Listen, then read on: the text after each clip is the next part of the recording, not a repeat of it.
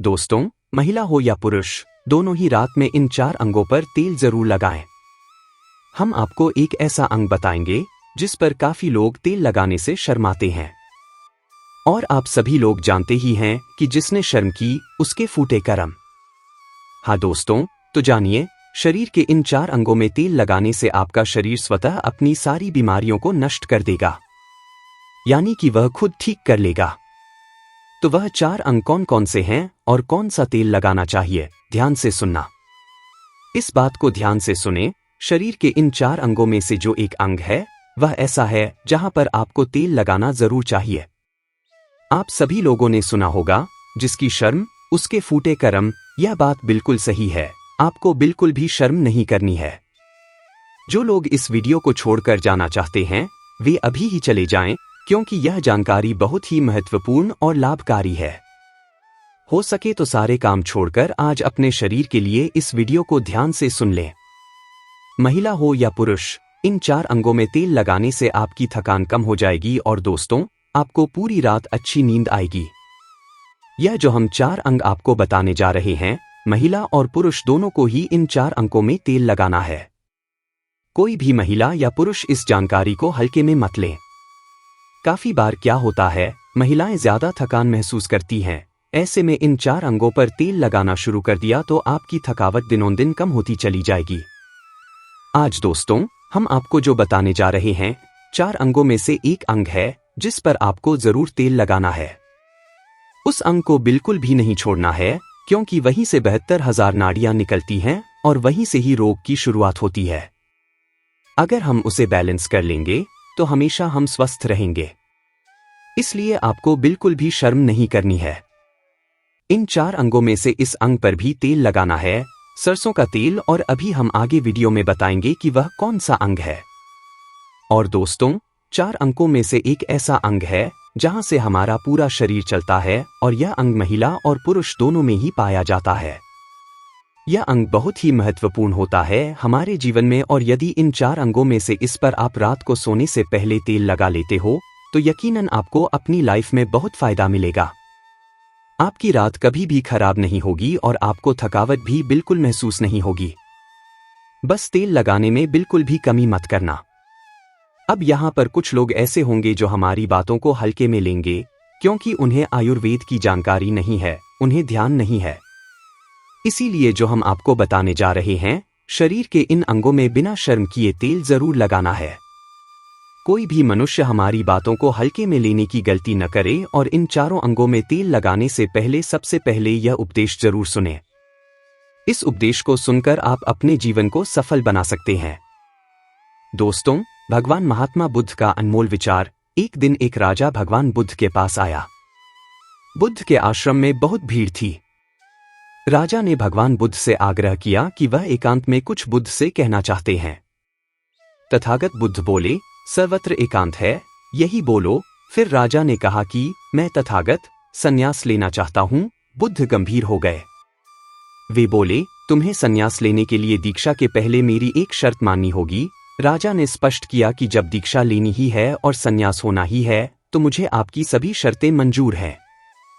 फिर तथागत बुद्ध ने उन्हें उपदेश दिया और कहा, अपने कपड़े उतारो, अपने जूते उतारो और नग्न हो जाओ, और इसी नग्न अवस्था में अपने राज्य के राजमार्ग पर स्वयं को जूते मारते हुए चक्कर लगाकर आओ। राजा असमंजस में पड़ गए। तथागत बुद्ध, यह क्या कह रहे हैं? मैं एक राजा हूं। इस तरह से मैं नग्न होकर अपनी ही सड़कों पर कैसे खुद को जूते मारते हुए चक्कर लगाऊं? लेकिन फिर भी राजा को संतुष्ट होना था, तो उन्होंने भगवान बुद्ध की शर्तों को मान लिया और वे वैसा ही करने के लिए निकल पड़े। राजा ने वैसा ही किया। वह नग्न होकर स्वयं को जूते मारते हुए राजधानी की सड़कों पर दौड़ने लगे। और जब वे चले गए तो उनके शिष्य बुद्ध से कहने लगे, जब हम आपसे दीक्षा लेने आए थे तब आपने तो ऐसी कठोर शर्तें नहीं लगाई थी। आप तो स्वयं करुणा अवतार हैं। फिर आपने राजा के साथ ऐसा कठोर व्यवहार क्यों किया? तब भगवान तथागत बुद्ध बोले, जब तुम लोग संन्यास लेने आए थे तब तुम्हारे अहंकार बहुत बड़े नहीं थे, इसलिए तुम लोगों से घर घर भिक्षाटन करवाकर ही काम बन गया। यह तो एक बड़े राजा हैं, इसका अहंकार भी बहुत बड़ा है। इसलिए जितनी बड़ी रोग उतनी बड़ी दवाएं। इसलिए महारोग की दवा भी अधिक शक्तिशाली होती है। इसी कारणवश मैंने इनकी परीक्षा इतनी कठिन की है। राजा जब इस दशा में अपनी प्रजा के सामने से गुजरेगा तो उसका अहंकार चूर चूर हो चुका होगा। राजा ने शाम तक शर्तें पूरी कर लीं और बुद्ध के चरणों में गिर गए। फिर बोले, तथागत, अब तो मुझे आप दीक्षा देकर मुझे संन्यास दें। भगवान बुद्ध ने राजा के सिर पर मुकुट रखा और कहा, अब तुम्हें संन्यास लेने की जरूरत नहीं है। जाओ और कर्ता भाव छोड़कर साक्षी भाव से राज करो। अब तुम राजा हो चुके हो, अब तुम संन्यास राजा बन चुके हो।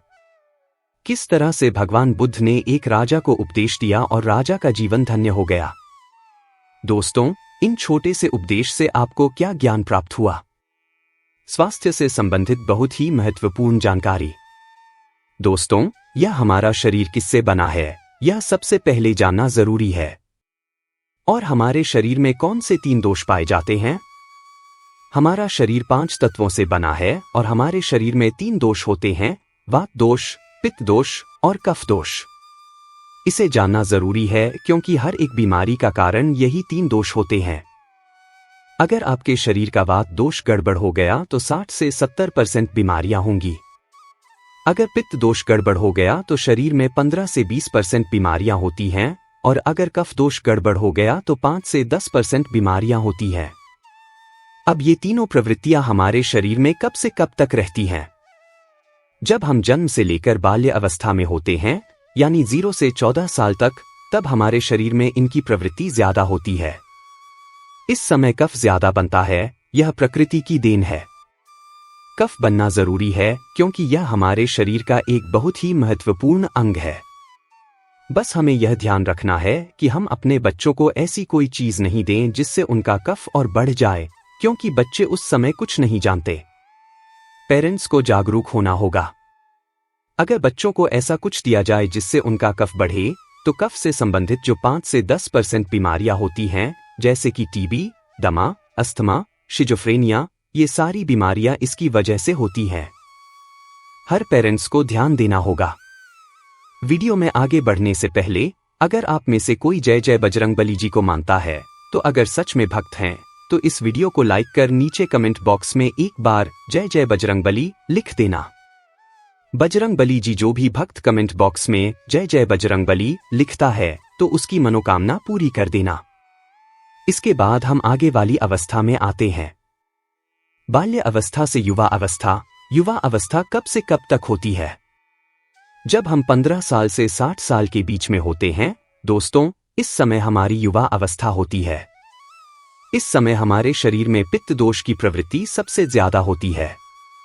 सबसे ज्यादा पित्त बनता है, इसलिए हमें यह ध्यान रखना होगा कि हम ऐसी कोई वस्तु न खाएं जिससे हमारा पित्त बढ़ जाए। अगर हमारे शरीर में पित्त बढ़ जाता है, तो दोस्तों, हमारे शरीर में 15 से 20% गंभीर बीमारियां हो सकती हैं। इसके बाद हमारी अवस्था आती है वृद्धावस्था। 60 साल की उम्र के बाद हमें वृद्धावस्था आती है। इस समय हमारे शरीर में वात दोष बढ़ता है, और वात दोष से संबंधित 60 से 70% बीमारियां हमारे शरीर में होती हैं। तो आपको ऐसी कोई चीज नहीं खानी चाहिए जिससे वात दोष बढ़े।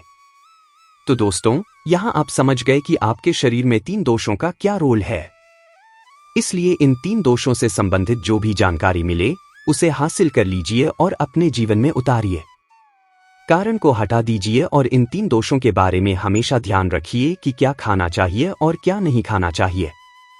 इन दोषों को बढ़ाने वाली चीजें कभी मत खाइएगा। अब जब आप 3 दोषों के बारे में जान गए हैं, तो यह जानिए कि आपका शरीर 5 तत्वों से बना है, और इन 5 तत्वों में प्रोटीन, विटामिन और सभी अन्य तत्व आते हैं। अब इन 5 तत्वों और 3 दोषों में जो भी कमी आती है, तभी आपका शरीर बीमार होता है, अन्यथा आपका शरीर बीमार नहीं होता। अब आप समझ गए कि आपका शरीर बीमार होने का क्या कारण है। जैसे कुछ लोग रोते हैं, दोस्तों, भगवान ने हमें यह कष्ट दे दिया, भगवान ने हमें यह बीमारी दे दी, हमें गैस्ट्रिक अल्सर हो गया, हमें थायराइड, ब्लड प्रेशर, शुगर हो गया। क्यों हो गया? भगवान ने नहीं दिया, आपने खुद पाला है। जब आपको प्रकृति कहती है कि खाना खाने का नियम पालन करो, पानी पीने का नियम पालन करो, इस प्रकृति का नियम पालन करो, तो आप क्यों नहीं कर रहे हैं? हमारा शरीर उसी प्राकृतिक तत्व से बना है। हमारा शरीर पानी से ही बना है, खाने से ही बना है, पोषक तत्वों से ही बना है। यह सारे नियम आपको पालन करने होंगे। अब जब पित्त दोष कहता है कि यह चीज नहीं खाओ, पित्त और बढ़ेगा, तो आप उसे क्यों खाते हैं? पिज्जा, बर्गर आप क्यों खाते हैं? चाय आप क्यों पीते हैं? चीनी आप क्यों खाते हैं? जब आप ये सारी चीजें खा रहे हैं तो आपके पेट में एसिडिटी बनेगी, आपके पाचन तंत्र में समस्या आएगी। तो जब आपका पाचन तंत्र बीमार होगा तो तमाम बीमारियां आपको होंगी। ये तो आप खुद कर रहे हैं, ना कि ब्रह्मांड दे रहा है, ना ही भगवान कर रहा है। हम इसे खुद जाने अनजाने में कर रहे हैं। हम अपने मन को, अपनी जीभ को कंट्रोल नहीं कर पा रहे हैं। तो दोस्तों, यह सारी चीजें आप छोड़ दीजिए। अब दोस्तों, बात करते हैं कि हमारे शरीर में तेल कौन सा लगाना चाहिए और कहां पर लगाना चाहिए। इस पर भी हम जानेंगे। समझ गए आपका शरीर निर्माण कैसे होता है? इसे सुरक्षा करना आपके हाथ में है, इसकी सुरक्षा आप खुद करिए। शरीर के 4 महत्वपूर्ण अंग हैं जिनसे आपके शरीर की सारी नसें जुड़ी हुई हैं। दोस्तों, पहला पैर का तलवा, दूसरा नाक, तीसरा नाभि और चौथा सिर। ये 4 सबसे महत्वपूर्ण अंग हैं और इन चारों जगहों पर आपको तेल लगाना है। दोस्तों, बस यह ध्यान देना है कि आपको कब और कैसे लगाना है। रोज सुबह जो मॉर्निंग वॉकर होते हैं, जो नंगे पैर जमीन पर या हरी घास पर चलते हैं, उनकी आंखों की रोशनी कभी कम नहीं होती। इसलिए आपको पैर के तलवे में शुद्ध तेल लगाना है। पैर के तलवे पर शुद्ध सरसों का तेल लगाना है। जब आप रात में सोने जाएं, उसके पहले गुनगुने पानी से अपना पैर धो लीजिए। पैर धोने के बाद उसे अच्छे से साफ कर लीजिए और सूखने दें। दोस्तों, जब आप बिस्तर पर लेटते हैं, अगर आपकी पत्नी है तो आप अपनी पत्नी से दोनों पैरों की थोड़ी देर मालिश करवा सकते हैं, नहीं तो आप खुद अपने हाथ से ही मालिश कर लीजिए। रात को सोते समय वही शुद्ध सरसों का तेल लें और जैसे ही आप अपने पैरों की मालिश करेंगे, तेल से गर्माहट आएगी। दोस्तों, तुरंत ही आपको नींद आनी शुरू हो जाएगी। अगर आप नींद की टैबलेट लेते हैं या अगर आप डिप्रेशन में हैं और नींद नहीं आती, तो यह दूसरे दिन से ही बंद हो जाएगी। आपको नींद की कभी भी टैबलेट की जरूरत नहीं पड़ेगी। आपका पागलपन दूर हो जाएगा। याददाश्त बहुत तेज हो जाएगी। दिमाग से संबंधित सारी समस्याएं खत्म हो जाएंगी। और एक ही बार में आप रात 10 बजे सोते हैं तो 4 बजे से पहले आपकी नींद नहीं खुलेगी। इतनी बढ़िया नींद आती है। तो पैर के तलवे में तेल लगाने से आपके पाचन तंत्र में सुधार होता है, याददाश्त तेज होती है, भूख लगती है, शरीर में शक्ति मिलती है और ऊर्जा मिलती है, यानी कि शरीर की सारी पोषक तत्वों की आपूर्ति हो जाती है। दूसरा स्थान है नाभि, जो आपके शरीर का सबसे महत्वपूर्ण अंग है। नाभि के पीछे एक त्रिकोटि ग्रंथि पाई जाती है और इसी ग्रंथि से शरीर की सारी नसें जुड़ी हुई होती है। यह शरीर की सबसे शक्तिशाली ग्रंथि होती है। इसीलिए नाभि में तेल लगाना चाहिए। आप देखते होंगे जब घर में बच्चा होता है तो माताएं तेल की मालिश करती हैं। पहले यह समय था जब माताएं 8 से 10 बार दिन में बच्चों की तेल से मालिश करती थी। हम लोग बच्चों को देखते थे, हमारी माँ जो भाई के बच्चे होते थे, उन्हें 4 बार यानी कि 7 से 8 बार तेल की मालिश करती थी। दोस्तों, कहते थे जितनी बार हम तेल की मालिश करेंगे, हड्डियां मजबूत होंगी। यह आपकी नाभि का सबसे शक्तिशाली शरीर का हिस्सा है। जब माताएं तेल की मालिश करती थीं, तो वे नाभि को फूंक मारती थीं, फिर उसमें तेल लगाती थीं और साफ करती थीं। आपको नाभि में तेल लगाना है और वह तेल शुद्ध सरसों का तेल होना चाहिए। रात में सोते समय आपको नाभि में तेल लगाना है। जब आप नाभि में तेल लगाते हैं तो इसके फायदे इतने होते हैं, आप जानकर चौंक जाएंगे। दोस्तों, इससे आपको बढ़िया नींद आएगी, दिमाग से संबंधित कोई समस्या नहीं होगी, आपका पाचन तंत्र मजबूत बनेगा, भूख बढ़ेगी, शरीर के सारे दर्द दूर हो जाएंगे और आपकी आंखों की रोशनी बढ़ जाएगी। यह शरीर के हर हिस्से के लिए फायदेमंद है। अब नाक में क्या करना है? अगर आपको शुद्ध देसी गाय का घी मिल जाए तो एक बूंद नाक में और दूसरी बूंद दूसरी नाक में डालें। दोनों नाकों में एक एक बूंद रोज डालें। इसके इतने सारे लाभ हैं कि मैं यहां पर गिनाते गिनाते थक जाऊंगा। दोस्तों, इससे आपका पागलपन दूर हो जाएगा। अगर किसी के अंदर पागलपन है तो 3 से 4 महीने के अंदर पागलपन की दवाएं बंद हो जाएंगी। अगर आपके कान के पर्दे में छेद है तो वह बिना ऑपरेशन के ठीक हो जाएगा, सिर्फ 3 से 4 महीने में। बाकी कोई दवा ऐसी नहीं है जो आपको ठीक कर दे। आपको नींद की समस्या है तो वह भी दूर हो जाएगी। याददाश्त कमजोर है तो वह तेज हो जाएगी। शरीर में कमजोरी है तो वह दूर हो जाएगी। जुकाम, सर्दी, खांसी या नाक से संबंधित कोई भी बीमारी नहीं होगी। अब एक बात और है जहां से आपका शरीर और ब्रेन जुड़ा हुआ है। आपको अपने सिर में शुद्ध सरसों का तेल लगाना चाहिए। किसी कंपनी का सरसों का तेल न लीजिए, यह शुद्ध सरसों का तेल होना चाहिए। जैसे ही आप इस तेल को सिर में लगाते हैं, नींद आनी शुरू हो जाएगी। सिर में तेल लगाने से कितने सारे फायदे हैं। आपका बाल पकना रुक जाएगा, नींद बढ़िया से आएगी, दिमाग की याददाश्त पावरफुल होगी, शरीर की शक्ति बढ़ेगी, शरीर की कमजोरी दूर हो जाएगी और आपका पाचन तंत्र मजबूत होगा।